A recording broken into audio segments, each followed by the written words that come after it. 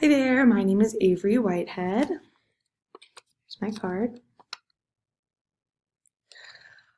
I am doing our endocrine system video assignment and I'm doing it on Graves' disease.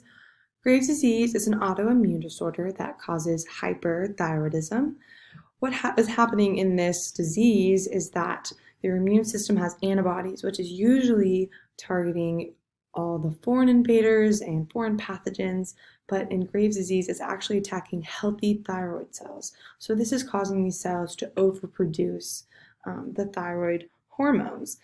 And this affects multiple systems and has different signs and symptoms. One of the big symptoms and indicators is you have the enlargement of the thyroid gland because it is overproducing, and this is in the cervical region, and it causes this thing called a goiter, and this goiter is just the name for the enlargement, and you can see like a bulging in the neck of patients with Graves' disease.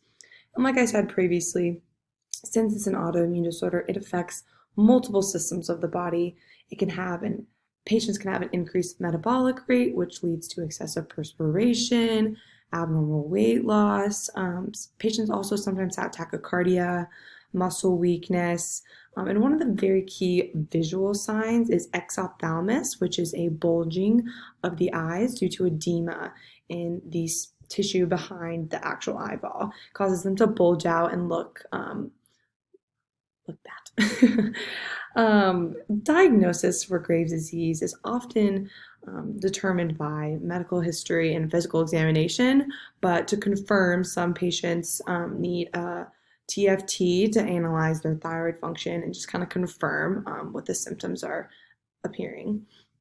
Treatment varies. A lot of the time it starts with an anti-thyroid drug due to trying to reduce that activity to make this excessive down back to its normal levels.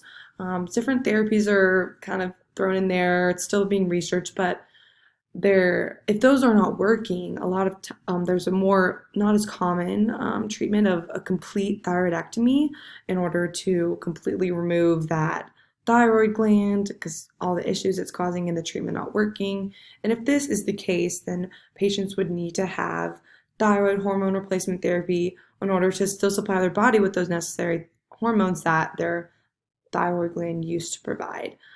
So there's not really a clear-cut reason of who is more susceptible to Graves' disease. If you have another autoimmune disorder, it may increase your susceptibility, or if you have any hereditary link to Graves' disease, that could also put you more at risk. But yes, that is all. Thank you.